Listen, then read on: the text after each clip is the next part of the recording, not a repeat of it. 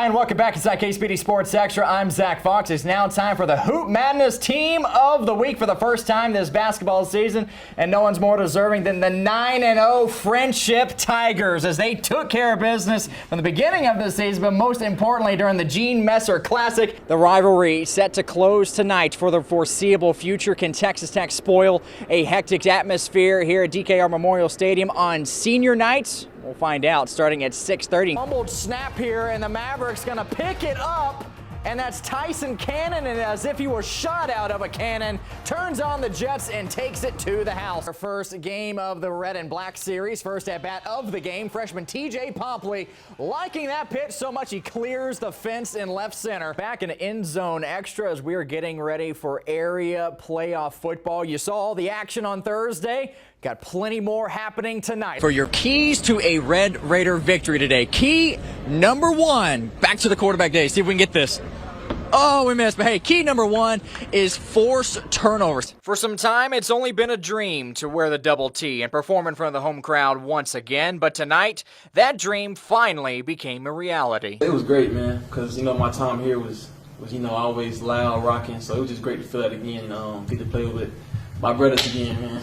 Zach Fox here in Provo, Utah, where the motto is simply, welcome home. And for Texas Tech, the road environment hasn't been too welcoming. One loss in November in the McGuire era. Baron Morton undefeated this season when he starts and finishes a game. Oh, and 3-0 since the Possum decided to make an entrance.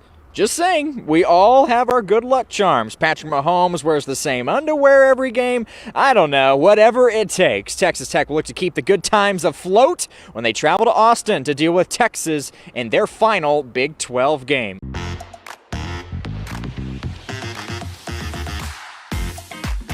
Denver City Mustangs are back in the playoffs after trouncing their way to a perfect district, thanks predominantly to a running back room that's thrice as nice.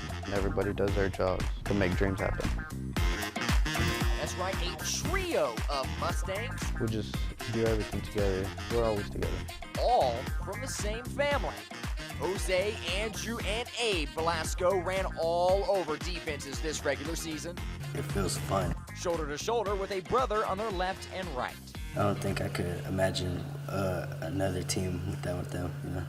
It would be kind of hard to imagine. What's also hard to imagine is a grand total of 4 Velasco brothers playing Denver City football with a recent grad and their older brother, Adam. I tried to play with my older brother, and I couldn't. And that was a dream for us, but I get to play with my 2 younger brothers, and it feels pretty good. It also has to be really good to see all of your sons play football, not to mention all 3 at once. Yeah, the first time we saw them in the first district game, we almost started crying because they didn't tell us that they were all going to be on the field together, and it was pretty neat. The past, the present, and the future, as soon the youngest addition to the Velasco family in Joshua is bound to follow in bigger brother's footsteps. Yes, we're trying to get them there. He gets their helmets. He walks around the house with their helmets on, with their football. He's always grabbing the football. So. District champs with their eyes now set on the playoffs. But only one question remains. One-on-one in the backyard? Who's winning that battle? I'll take them both.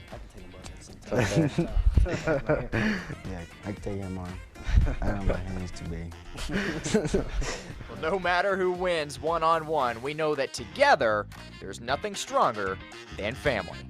Zach Fox, KCPD.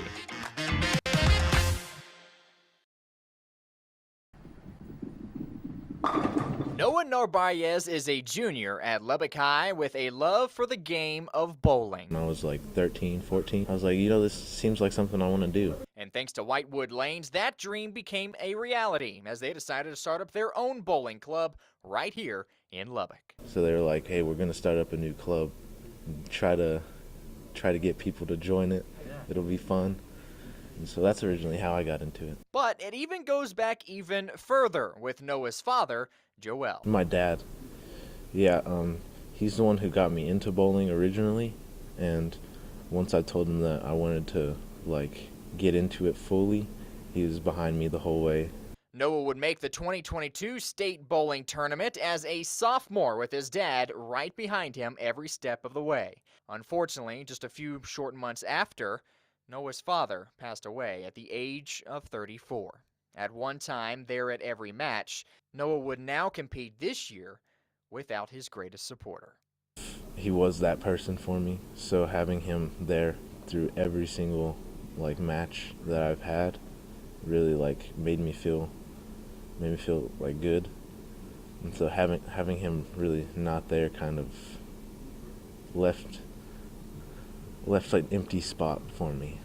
Despite all odds, Noah returned to the lanes this year and made another state appearance, this time looking for the state title. And after fighting tooth and nail all tournament, he did just that with one final strike.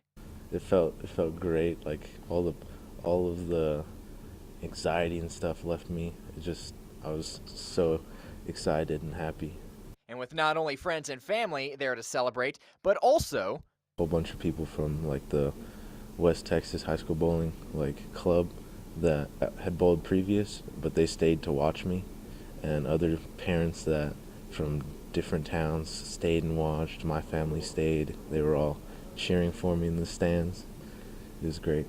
But even with the state title under his belt, Noah is sparing no time as he now looks to better the future of bowling right here in the 806. Go to these tournaments and like winning the state title, letting people know where we are and what we're doing.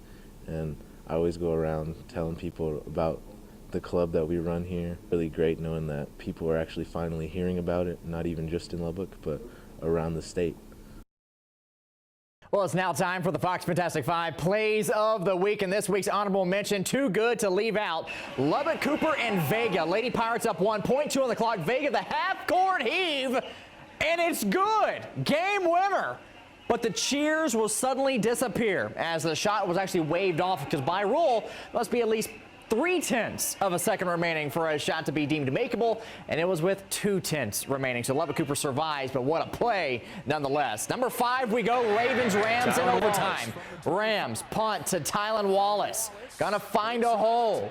Gets a block, nearly tripped up not once but twice. He's going to stay upright and take it the distance for the game-winning touchdown. The Ravens now the number 1 team in the AFC.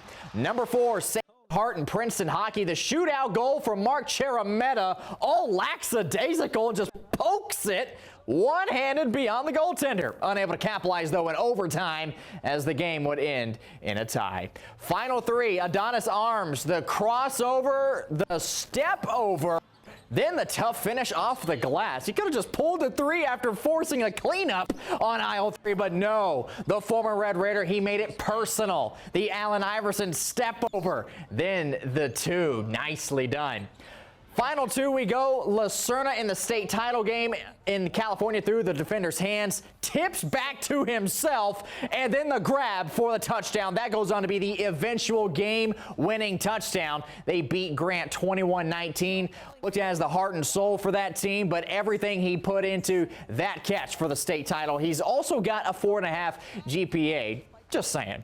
And the Fox Fantastic 5 Play of the Week. Check out Luke Watson, down 2 with 4 seconds left. Triple team.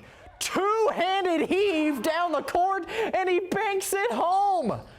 The bank is open, and the dub is yours. A little unorthodox there, but hey, if it works, it works. You can't deny the results. Luke Watson, the Fox Fantastic 5 Play of the Week. Check that out. Just, you gotta usually, it's like this or like this, but, two-hand, hey, whatever works, it worked there. Well, if you have a play that you think that should top that, well, it's very simple. All you got to do is send me your clips at zach.fox@kcbd.com. And, hey, you even make the Fox Fantastic 5. Well, that's good for KCBD Sports Extra tonight. Thank you for your time. This time, until next time, we'll see you tomorrow.